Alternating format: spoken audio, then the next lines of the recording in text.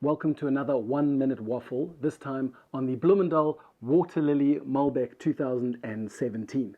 Now, South Africa hasn't really figured out what Malbec is supposed to taste like just yet, but that's okay because the rest of the world hasn't either.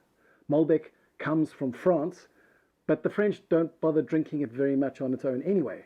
But that doesn't mean that you can't, because Argentina have made themselves famous doing exactly that. In fact, Argentine Malbecs are amongst the most lauded of any Malbecs on the planet. In fact, it can get awkward because even the most seasoned of wine experts, connoisseurs, lovers can argue quite vociferously that Malbec is an Argentine grape, but it's not. It's French. Probably the first thing you would have noticed about this Malbec is its nigh on opaque, super deep, inky, crimson, purpley blue hue.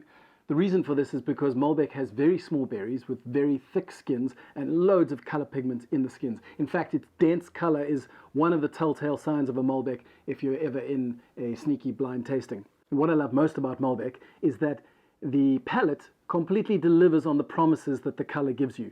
So you see this deep, inky, rich wine, and what you get is a huge, ripe, rich wine with layers of black fruit, plums, blackberries, blueberries, and a little bit of spice on the tail. Lastly, Malbec is very high in alcohol. This one is 15%. Just on a technical note, if it's over 16.5%, you can't even call it wine.